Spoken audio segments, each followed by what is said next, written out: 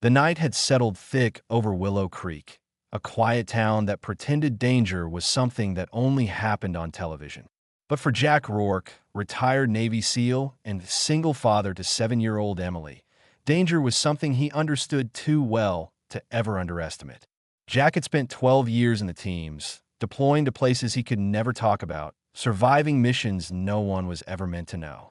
But none of that compared to the years that followed.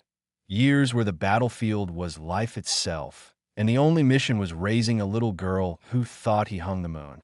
Emily was small, bright-eyed, and had a way of tugging at Jack's heart the way no enemy ever could. Jack had left active duty after his wife, Maya, passed away from a sudden heart condition. Since then, he had lived quietly, working as a mechanic, teaching Emily to ride bikes, and hiding the truth that he still evaluated exits every time they walked into a building, and he still trained daily because men like him never truly retired. Not from what they'd seen, not from who they'd been. It was a Friday evening when everything began, a night like any other, at least in appearance. Emily had begged her father to stop at Denon's Corner Market for chocolate ice cream. Jack rarely said no to her, especially after a week where she'd proudly brought home a gold star from school.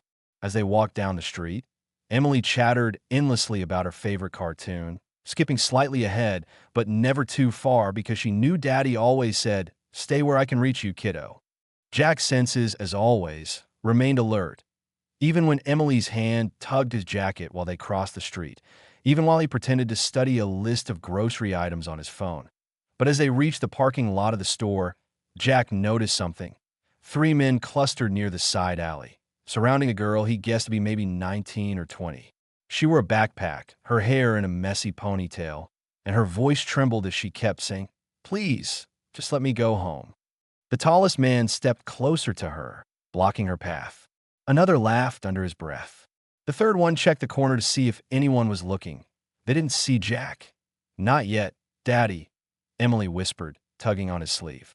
She looked scared. Jack's pulse shifted, not speeding up, not panicking, just sharpening. The same way it had sharpened before breaching a door in Kandahar. The same way it had sharpened when he'd had to carry a wounded teammate across rocky terrain under fire. His instincts kicked in before reason could catch up.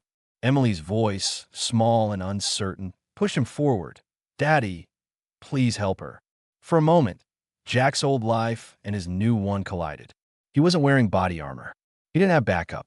He had a child standing feet behind him. But he also had a rule, one Maya had loved him for. If someone is in danger, you don't look away. Jack knelt to Emily. "Sweetie, stay right here, behind this cart. Don't move until I tell you. Keep your eyes on me." Emily nodded, trusting him the same way his old platoon once had. Jack stood, rolled his shoulders as if shrugging off years of silence, and walked across the lot. Calm, controlled, a storm hidden behind steady eyes. "Evening," Jack said, voice casual, but carrying an undercurrent of authority that only men with combat history possessed.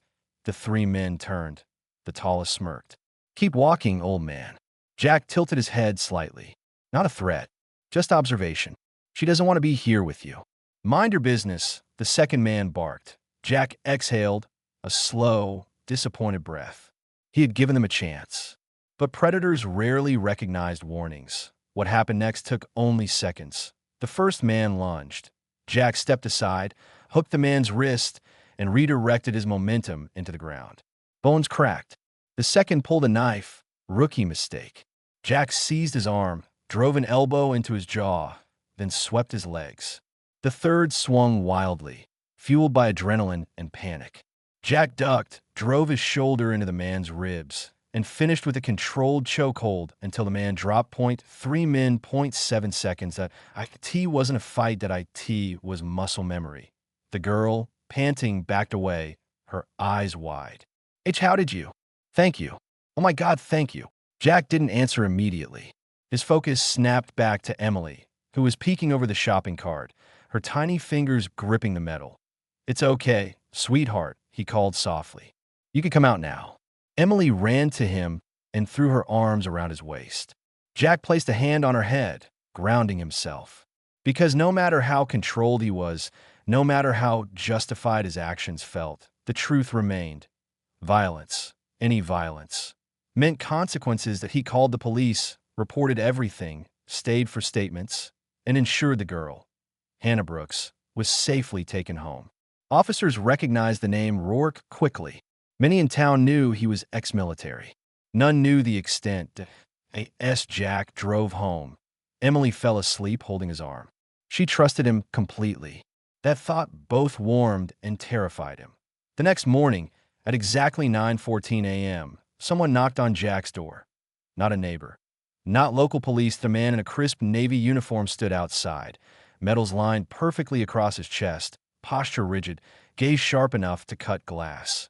Admiral Jonathan Pierce, the same admiral Jack had once received classified orders from.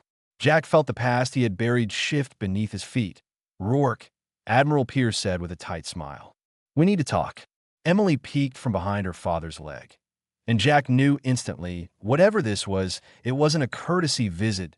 It was the beginning of something larger, something dangerous, something only a SEAL could handle. But he wasn't alone anymore.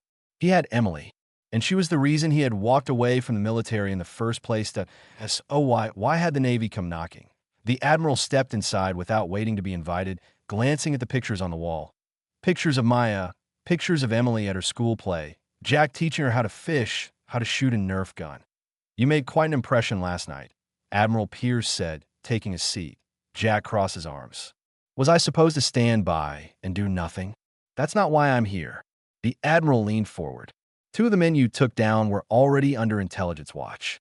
You didn't just stop an assault. You disrupted the start of an organized trafficking chain."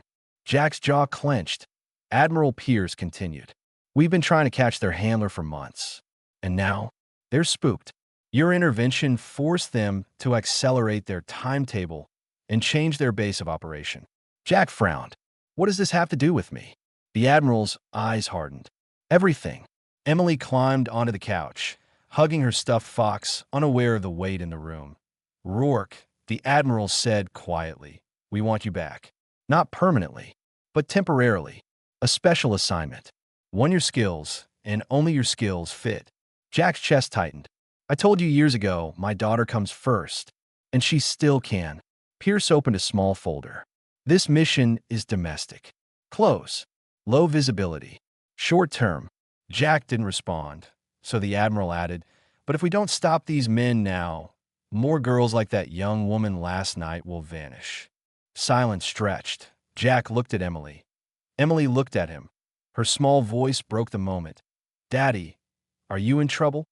Jack knelt in front of her. "No, baby. Daddy just needs to make a hard decision." "You always make the right one," she whispered. That hit him harder than any blow he'd ever taken. He turned back to the Admiral. "If I say yes, I control the terms." "Agreed.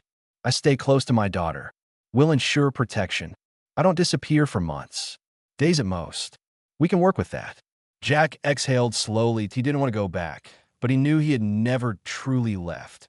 And if he didn't step up, someone else's daughter might call out for help, and no one would come. Jack Rourke stood and shook the Admiral's hand. "I'll do it." Before the Admiral left, Emily tugged Jack's sleeve. "Daddy," he knelt again. "Yeah, kiddo. You'll be okay?" Jack smiled softly. "I always am." But inside, he wasn't sure. As the Admiral stepped onto the porch, he paused. "One more thing, Rourke. The men you stopped last night, their handler has already learned your name." Jack froze. "Be careful," the Admiral warned. "You're not the only one who has something to lose." The door closed.